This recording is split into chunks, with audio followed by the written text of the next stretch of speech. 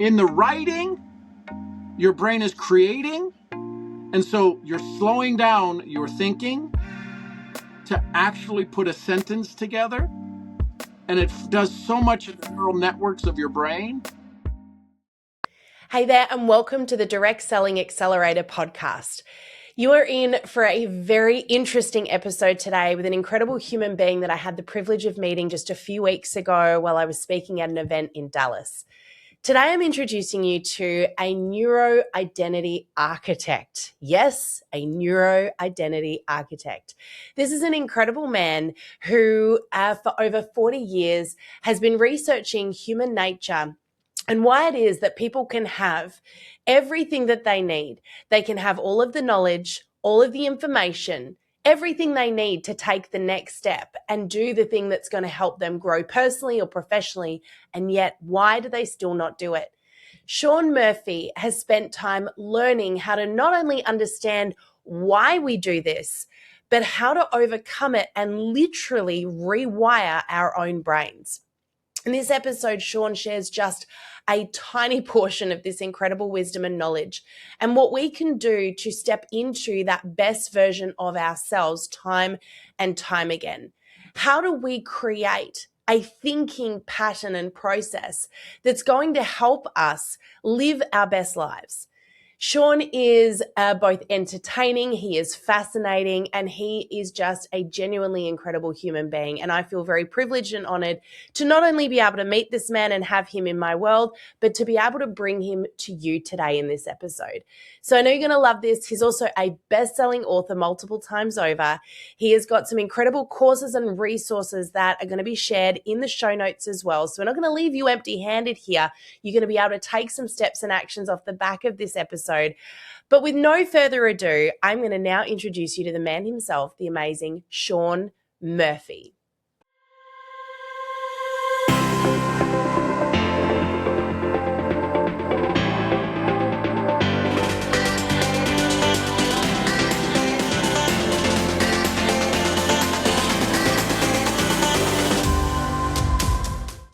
Well, hey there, and welcome back to the Direct Selling Accelerator podcast. I'm your host, Sam Hind, and I am so honored and privileged today to be joined by the amazing Sean Murphy. Welcome, Sean. So great to have you with us.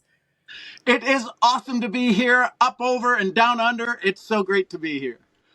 Now, Sean, I know we've got reason to believe this is going to be an incredible conversation today. I've been very much looking forward to this conversation, but by really quick introduction, we want to hear a little bit about you and your background. You are a neuro-encoding architect. You're the brain guy, and you talk about all things brain rewiring.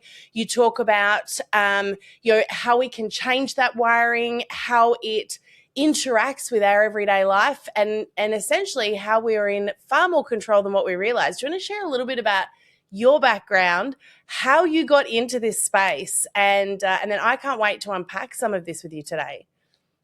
So in the world that we both circle in, 25 years ago, I was invited to take a look at this powerful profession of me loving more, MLM.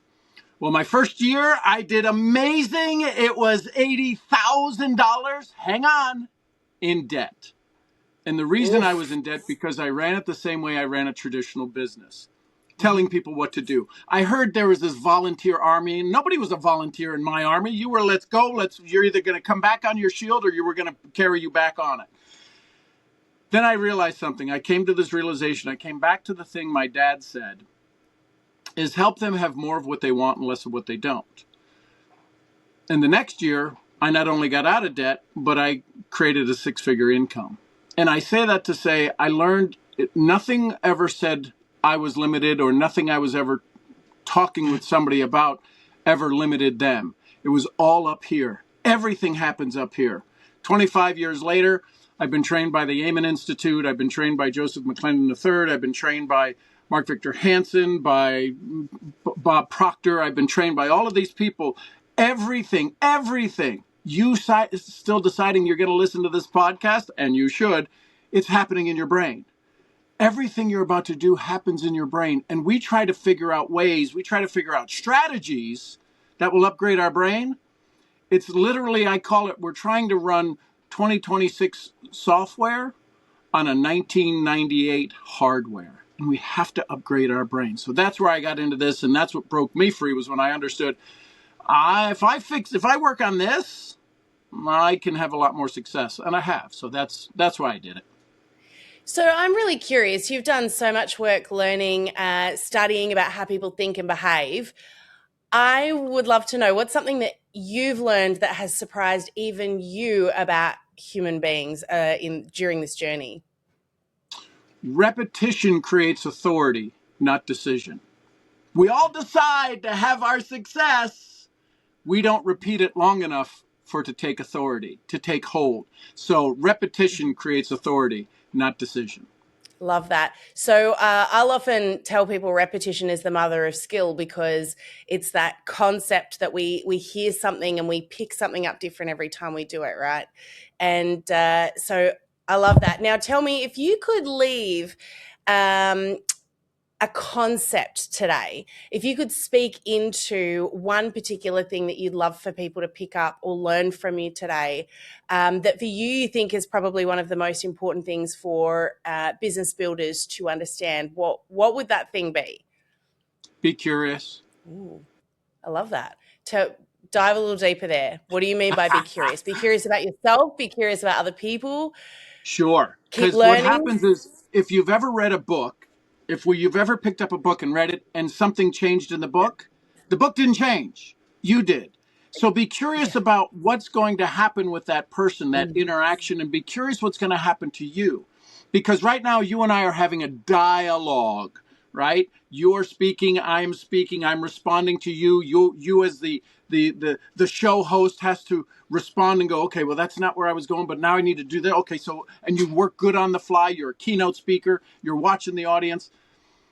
If you become curious, the question you have to ask yourself, what are you curious for? If we have 60, 70,000 thoughts a day, 70,000, 80% of them are repeatable, and then 80% of those are not in our favor. What are you curious for? If you're wired for negative, you're going to be curious to find negative. If you're having an Mm. interaction where you're going to enroll somebody and you want to tell them about your business, be curious for what they want to protect, not what they want to object. No objection exists. It's only a protection of what they believe they need to protect. So if we're curious about it, all of a sudden when somebody says, I don't have any time, I love that you want to protect your time. I'm curious about that. Tell me more. I don't have any money. I'm curious about that. Tell me more. So that's where the curious comes from, because then you watch yourself grow and say, I'd be curious how I might have done that better. I'd be curious why that Mm. worked so well. So on that, one of the things that a lot of people will bring up, particularly when they're trying to grow a business and they're really struggling in that space, they feel like they've kind of hit a wall. Often the reason that they're giving for that are things that they perceive to be completely out of their control. But you don't believe that things are as out of our control as we think they are. I know, because you and I have had this conversation several times in different ways now. Let's just say one of those things that someone is saying is, look, no one wants what I have. No one's interested in what I've got. Everyone's saying no. What would be the first thing you would say to them about that they can control? So what would be the advice you would provide to someone in that space? So someone says, no one wants what I have. My question would be is, I'm curious, do you? Yeah. Right? I mean, it's that simple. Because we are law of attraction. And Yes. if we show up, your thoughts show up long before your body ever does to the event. It's just the way it is. It's the way the universe works. And if you show up going, I doubt they want this, congratulations. You are 100% performing to your expectations. So Mm-hmm. when you start, well, nobody wants this, or it's too expensive. Is it too expensive for you? I'm curious. Well, I mean, Yeah. yeah, I'm trying to get people to get my 3 and free, or whatever the story is they have. Yeah, Mm. I'm curious. Is it whatever you're resisting is persisting? Is that how you see it? Well, not really. Okay. Tell me a better truth. I'm going to tell you about an exact scenario here I've had come up twice in the last week from people that I've been working with in the field who are doing amazing things on social media. They're managing to bring people in to their customer base and their team. Their problem is this: two people having exactly the same problem right now. They're having trouble activating people and getting people to build the business. And, as you and I both know, in network marketing or MLM, one of the things that you need in order to grow a good, strong business are other business builders. So if someone's battling with that situation right now where they're going, I'm struggling to get people to take action, because you can't force someone to take action, right? What would be the advice you would give those people right now? What would you say is the first and most important step they should take in shifting people from I'm interested, I want to sign up to the products, or I'm curious about the business, to I'm actually going to take action?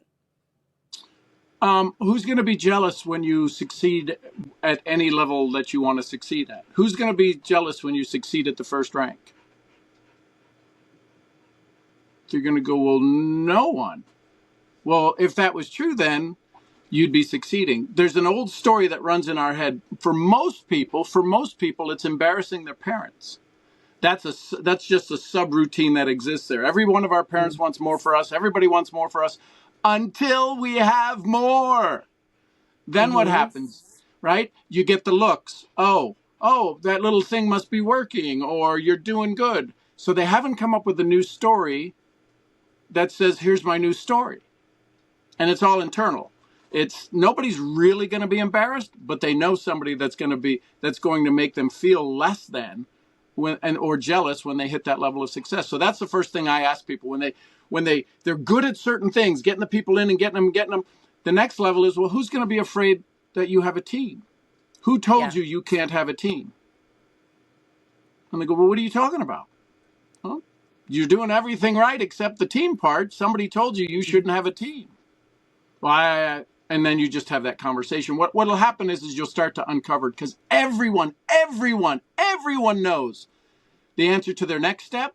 The challenge that they won't take the next step is because they don't know the answer to the second and the third step. And that's why they need folks like you. Yeah, wow. Okay. This actually leads into something else I want to talk to you about today, a concept of addiction to approval. Can you unpack what that is for us? So they've done research, and the research over a 20-year period with high-end, like pharmaceutical level sales, is that when asked a certain level of questions, on average about these 10 particular questions, when you ask salespeople like you and me, are you addicted to approval? I don't really care about anybody's approval.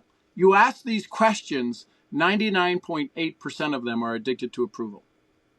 We're worried about what somebody else says. Now, we tell the world, we're wired to say, I'm not worried. I can promise you, there's that little boy in us, that little girl in us that is fearful of it. I was listening to your Rob Sperry conversation where he walked into the wall, right? Bam! And it's like he should be called barn swallow, right? Right? Because those things happen. We're worried about the failure. So addiction to approval is that those people don't even have to be in the room that you're wanting their approval of, right? You don't want to be embarrassed. You don't want a story that's going to be said about you that's not of your making. So addiction to approval drives all of us. Now, you got to have some of it, because addiction to approval is also called ego. You've got to have some ego. You got to want to show up. You got to want to have the pen in front of the room. That's okay. You're addicted to the approval of being a leader. Not a bad thing. It's all the Paul Harvey rest of the story that causes issues. That's addiction to approval. So you surveyed elite sales professionals, and you found that nearly everyone showed signs of this that you surveyed. What was it about this? Because there's obviously something about this that also potentially leads to them being successful in their space as well. Why do you think it's so common that so many elite sales professionals or successful people in business suffer from this concept that we're talking about right now, addiction to approval? Well, it has another name. It has a name that nobody wants to say. And we learned this thing before we learned our name, and that thing is called shame. Addiction to approval is shame avoidance, right? So we learned shame before we learned our name. Stop crying, just be quiet. From the stop crying to you don't do this to all of these things. So addiction to approval is a named form of shame, right? And the reason that they have that is there's a lot of people who have made a lot of money and they're still unhappy. So money doesn't make you happy. The story makes you happy. There's guys who own a fishing boat and live on an island in a hut and are the happiest people we had, and they have no money. So it's shame. It comes back to shame. What do we do to avoid it? What do we do to make sure we're protecting ourselves from it? And that's really what addiction to approval is the actual protection against shame. I'm going to do anything I can to avoid being seen as somebody who's a goof up, who's a mess up. And, I've learned to work through that in a variety of ways. So give me, I guess, just one of those ways. I know you we're not going to dive all the way down that rabbit hole right now, but what are one of the ways that you can overcome this addiction to approval that gets so, and I know that it's, if someone's listening to this right now, they're probably going, yes, I feel like I constantly need to be looking for approval, but I hate that I am constantly looking for approval because it's a painful place to be, right? Trying to please people. And I love what you said before, those people don't even need to be in the room. I think most people don't even know that people are out there trying to gain their approval. It's not about the other person. It's about what's going on inside of us. So what's the first thing that we can do towards overcoming that or improving that? And can we eliminate it altogether is a little extra question there for you, or is it something that we all have to live with and learn how to manage? You're gonna want to live with it, and you can't. Now, I said 99.8% have addiction to approval. The other 0.2% in psychology are literally schizophrenics. They don't have that gene. So I'm okay that I got it. Right. So the second part we've established that. So we've all got it. What do we do next? We're good. The key is, how do we turn down the volume on it? So if we turn down the need for approval, we've got to turn up the volume on something. We've got to turn up the volume on acceptance, which means I already accept me. Because if I need it from out there, it means I don't have it here. Yep. So the first thing I would offer somebody is to go through a memory course, not a training in making your mind sharper, in a memory course of remembering how many wonderful things you've done. We've just forgotten it. See, the brain does something amazing. They've interviewed waiters. Real quick story. They've interviewed waiters who can take an order of 8 people sitting at a table, and they can take the starter, and they can take the main meal and the drink and all of that stuff, and the temperature, and serve it, and what they don't want on it. Because you add this. Yeah. And so they do all of that. Here's the thing. Soon as that order is delivered, as soon as the entire table has their order, within 4 minutes, they've forgotten all the orders. Yep. The brain is not wired to keep you happy in a place where you no longer need to be happy. The brain does 2 things. Will this kill me? Number 1. Or how fast can I recognize a pattern? Well, you would say, well, a busy waiter, they're off on another table. And no, that's how they make their money. So they've learned a way to be able to focus, highly focus. And what I'm asking you to do is, you have forgotten, Sam, I'm going to say I know myself. I have a list of 2,000 things I've done well in my life. You want to hear one of the things on the list? I graduated first grade. These aren't Pulitzer Prize winning episodes in our life. I learned how to ride a bike. Yeah. We forget these were things we never did before.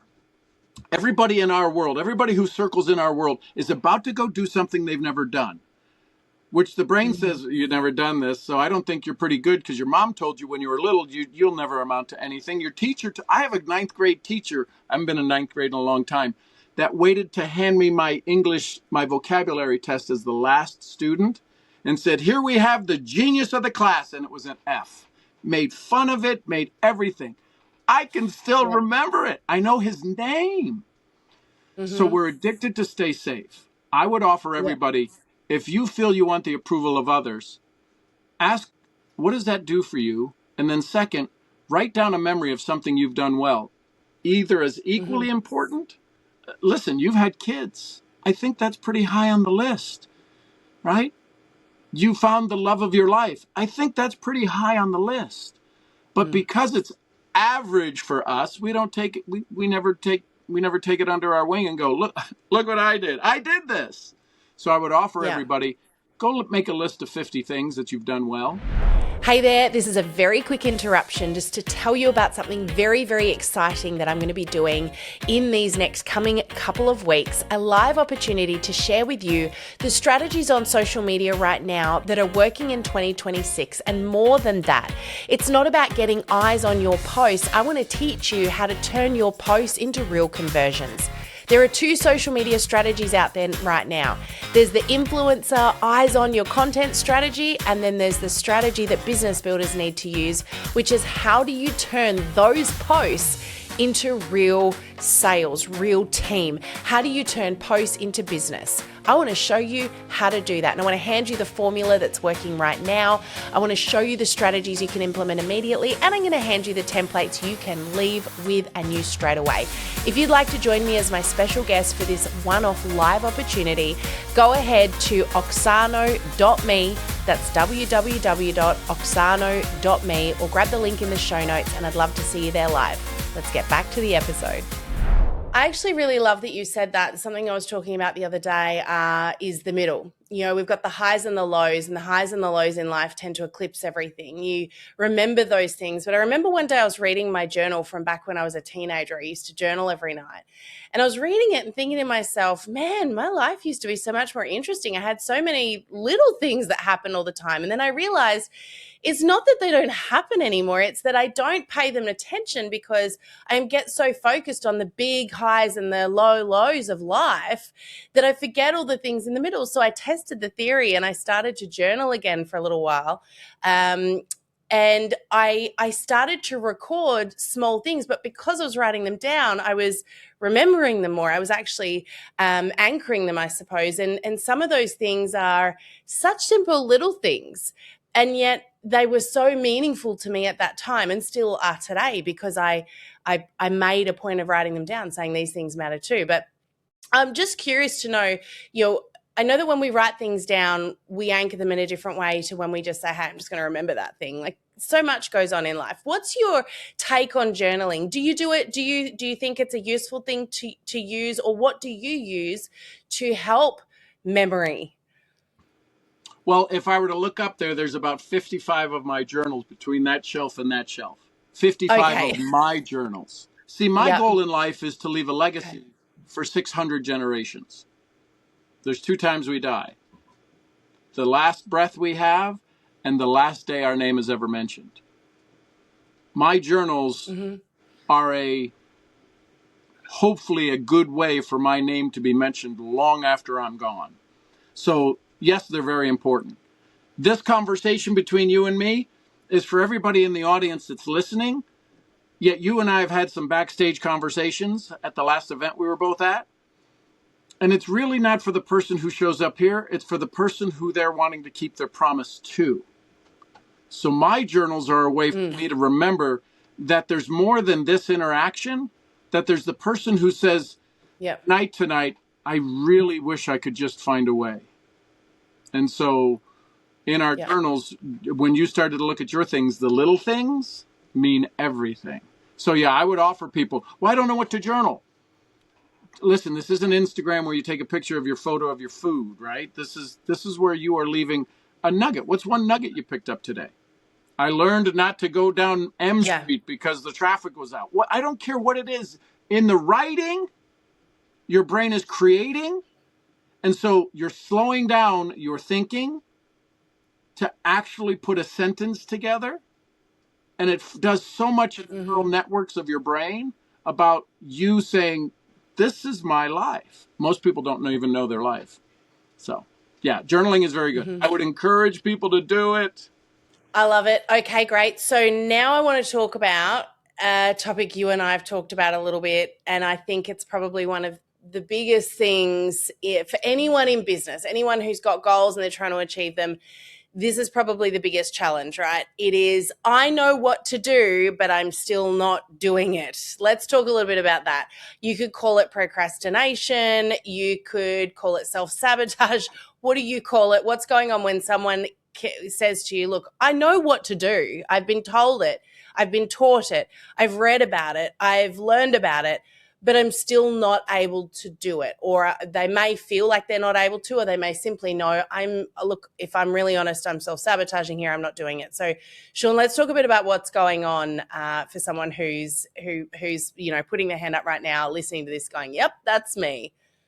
So the I that says I know what to do and the I that says I'm not doing it are not the same I. That's where we wind up in a dilemma.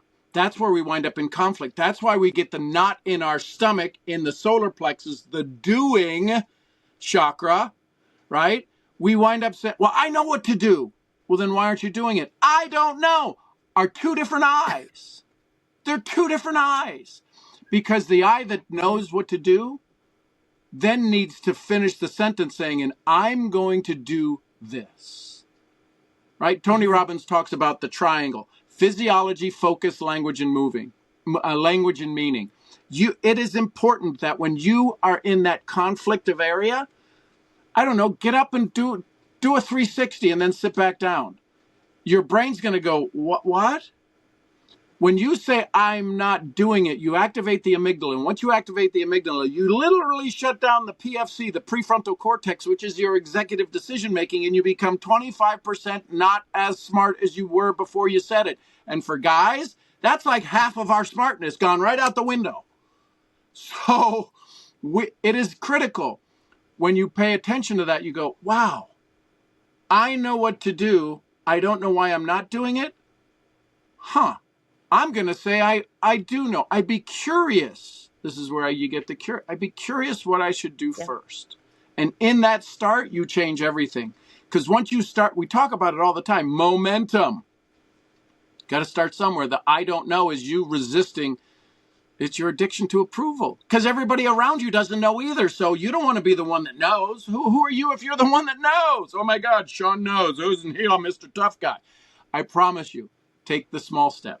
Go read a manual that you got from Sam. Go read her book that you got from Sam. Go read the part of the book where you've got it underlined 35 times. You're going, this is it.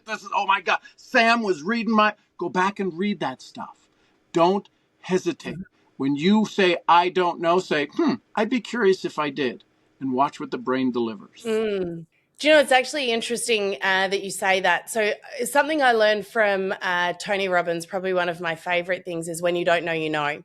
And I've tested this theory many times on my kids, right?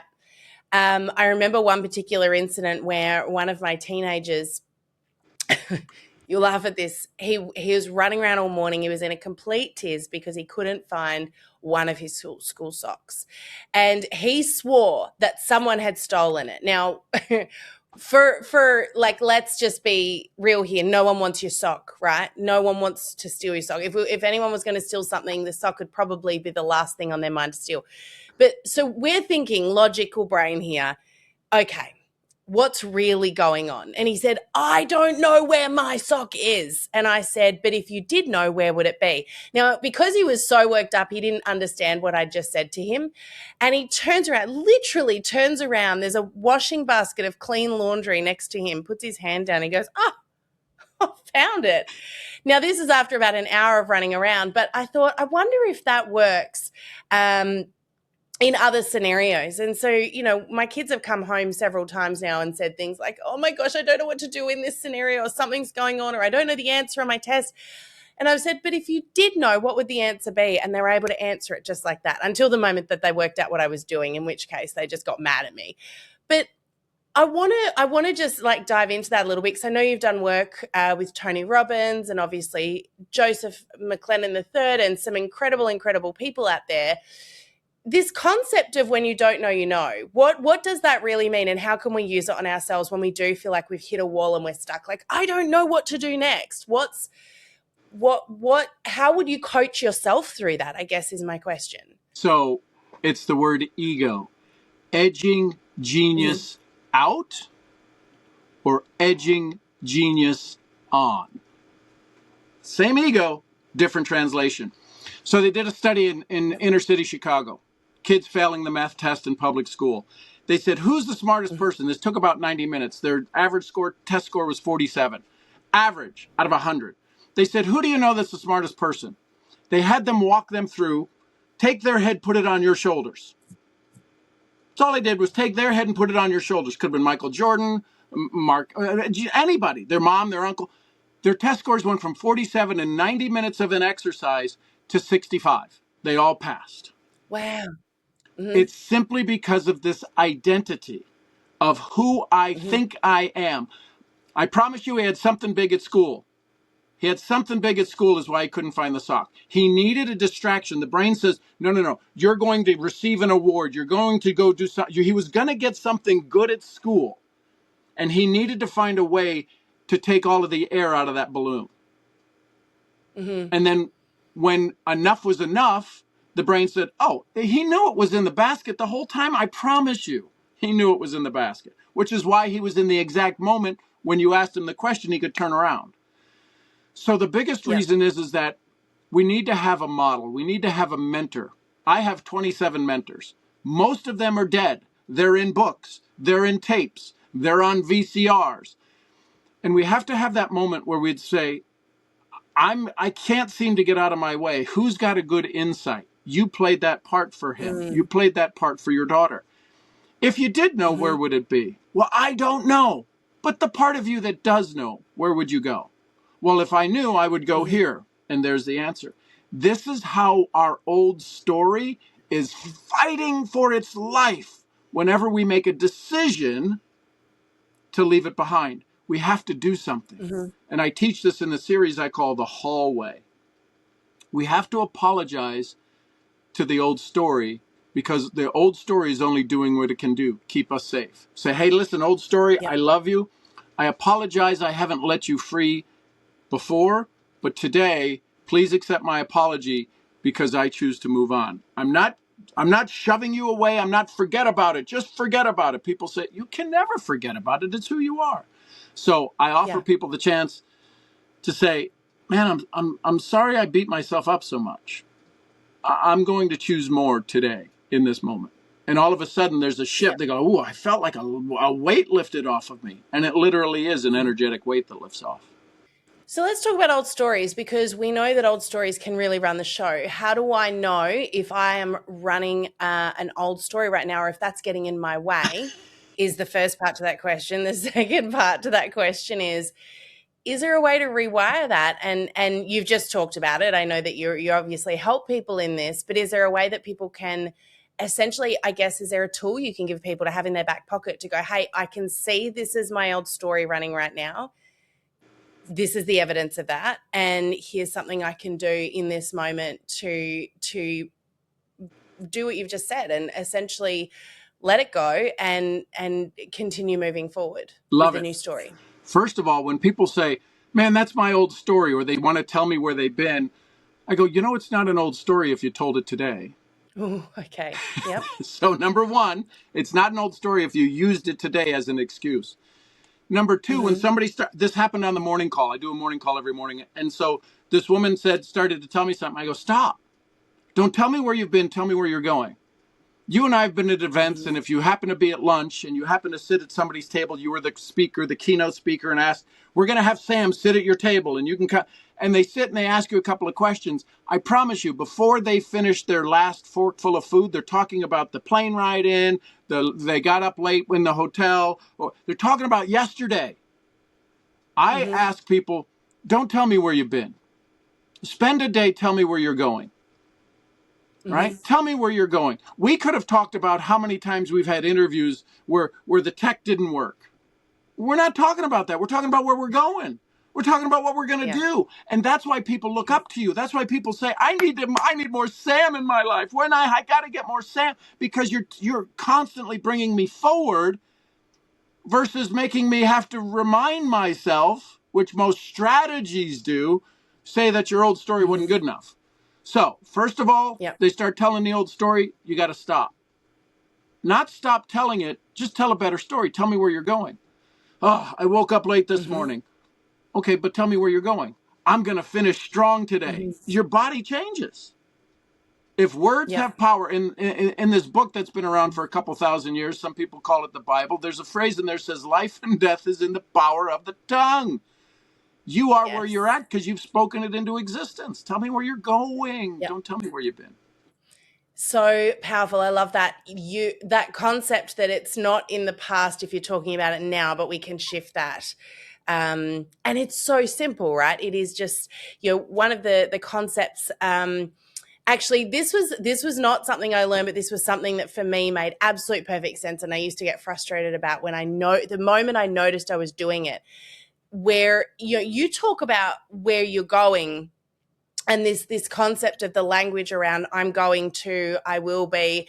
And, there was one particular incident in my life where I realized I was using this language that was I'm going to, I'd like to, I dream about, I will be. And that language was always a futuristic language that wasn't creating a present behavior. And I shifted my language in one day. I thought, I'm going to test this idea that I've had, and I'm going to speak about where I'm going as though it's happening right now. And for me, that concept was I wanted to run a half marathon. I've told this story on the podcast before. I wanted to run a half marathon, and I was always going to start running. I was always going to be a runner in my head. And one day I went, I am a runner. And it felt a little bit weird, and it didn't seem quite right at the time. But suddenly when I started saying that, I started thinking, well, then I better behave differently, because if I am a runner, I get up and I go for a little run, or I drink more water, or I eat differently, or I own a pair of running shoes, right? Because it's current, it's now, it's not I'm going to, I will be later on down the track. I'd love to know from the brain expert here himself, what would you have to say about that? The simple shifts in language, is that a concept that only works sometimes, or, did I essentially land on something that possibly is this? I guess we've talked about declarations and manifesting where you want to go, but you can't simply say, I love the example someone gave at the last event you and I were speaking at, where they said, no one ever became rich by saying the statement, I'm a money magnet. Money finds its way to me. No one ever stood up and went, well, I got wealthy because I magnetized money to myself, right? What do you say about the language that we use in where we're going? So there's certain levels to it. So for the majority of people, 90% of the people who struggle with their income and they're consistently repeating their 5-year goal every 5 years, right? They got 1 year, 50 years over the same 1 year. You have to start them because nobody wants to be present.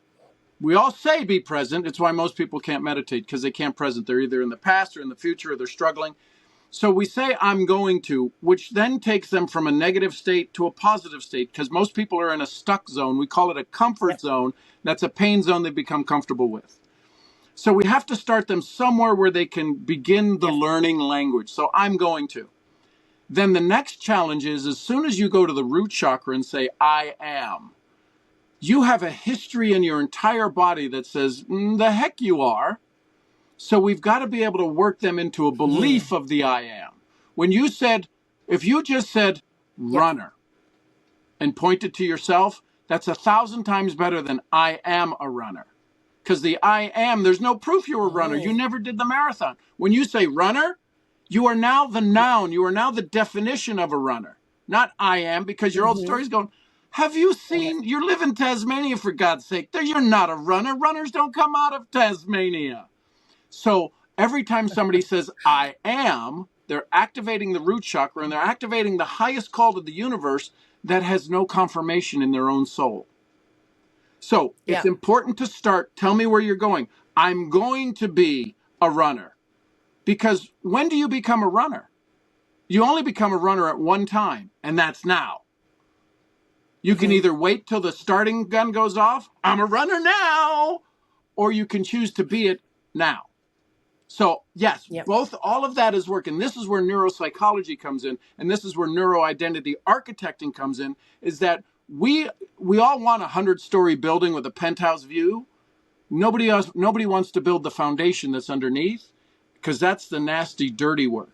So we've got to go in to do some nasty, dirty work to tell the old story, sit down, to believe that when you say an I am statement, it's actually true, and then be it now. Because if you say, well, I'm going to be, that's future. You'll never get there. You're just asking, you're ordering from the universe 3 weeks from now that you never show up there.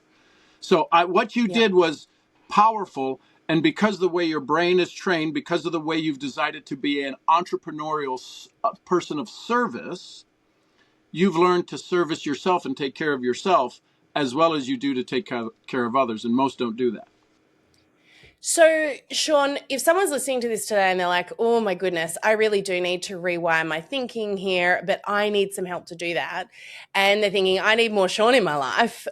How can they find you? What opportunities do you have for people to do some more learning? You talked about one of your trainings that you have available. Tell us a bit about how people can get more Sean. So one of the things is I want you to know, A, I'm real. And what I mean by that is let's have a conversation. If you're truly, because there's the curious and there's the bystander. This is literally, I'm looking for the ones who are in the arena. So reach out to me, DM, call me, 469-834-9063. That's my cell phone. On the phone I'm on right here. Call me, leave a message because you'll probably get a voicemail. Go to any social media, Sean G. Murphy now. And go to seanschool.com. There's 70 hours of training in there. Why would I do that? Because you'll find what's important for you. There's not just 2 trainings. There's 40, 50 trainings in there. The key is that don't use that as a distraction to say, oh, this is another shiny object I'm going to go do. If you're serious about it, reach out. It's a no-fee conversation. I didn't say it's free because it's your time, my time. It's no fee. But let's have a conversation. I have no problem spending 30 minutes, 40 minutes, 45 minutes, whatever it is for you to have a breakthrough. Because here's what happens. You and I have a conversation. You're going to take Sam's stuff to another level because Sam gives you 100% of her. It's only 70% of you showing up. So if we can unlock that other 30 and you're using Sam's stuff, good on you, mate. Right? Is that how it goes? Is that... Very good Australian right there. I love that. Yeah. So that's how they could do it. All of the Americans listening to this were like, what did he just say? So, Sean, I've got 4 of my absolute favorite questions here. I ask every guest. Are you ready? They're quick fire. Yep. The first one is we've been building a book list for the last 6 years on this podcast. So we would love your addition to that book list. What would be one of your favorite books or your book of the moment that we can add to that list? Lynn Grabhorn, Excuse Me, Your Life is Waiting. Oh, say that again. Lynn Grabhorn's book, Excuse Me, Your Life is Waiting. Oh, I love that. Do you know, it's not often we get a new book. So brilliant. Okay. Excuse Me, Your Life is Waiting. Awesome. We'll add that one in. Next question is this. What's your favorite quote? I'm curious. I love it. All right. If you could have a superpower, I'm actually really curious to what you've got to say here. If you could have a superpower, any superpower, what would it be and why? I would want to be the Michelangelo for the person I'm standing in front of and chip away all of the fear and doubt that's keeping them from their truest and highest existence. Wow. Okay. I knew you'd have something really, really awesome there. Way better than flying, which is our most common answer. Okay. Last question. If, Sean, you could go back in time and say one thing to your past self, what would that be? The person you're about to speak to is a miracle. Don't forget it. So good.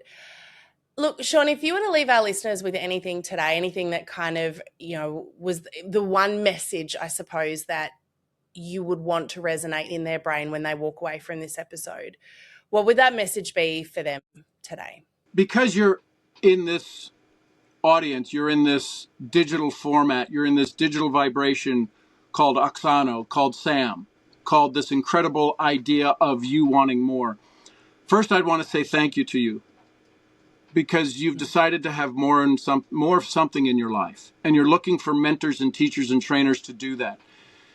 Part two of that, I would say it's okay for you to have more. It's okay for you to implement the stuff Sam has. It's okay for you to implement the conversations that Sam brings to you, through you, because of you. I'm only on this show because of the person who's watching this right now. Not because Sam and I have this great relationship in a very short time. It's because of you, the audience member. And I need you to hear that, because without you, we don't exist. We'll have ourselves, we'll have our space. I need you to know how absolutely valuable you are, how absolutely critical you are, not to our success, to yours and to the legacy that you're teaching. So please, please, from me and Sam and Greg and all of the family, thank you for being a part of this community. And thank you for waking up today saying, today's the day I'm going to have more. I'm not sure how. I'm curious. Today's the day. So thank you for that. Oh, so good. What a beautiful way to finish up this episode, Sean. I feel like I could just chat with you all day and then some. I love our conversations. I love the energy that you bring, but I also love the passion and the love that you bring as well. So thank you so much for sharing your heart and your wisdom with us. I know there'll be loads of people reaching out and checking out the Sean School. So we will put all of those links in the show notes for everybody. But thank you again so much for joining me today. We really appreciate you. And of course, to our beautiful listeners, thank you so much, Sean. Love it. Thank you. Thanks, everybody. Bye for now. We'll see you again next week. Thank you so much for listening. If this episode gave you more clarity, courage, or strategy to show up online, please make sure that you subscribe and follow so you don't miss out on any upcoming episodes. And of course, share this message with someone else that might need to hear it. But that's it for us from now. We'll see you next week.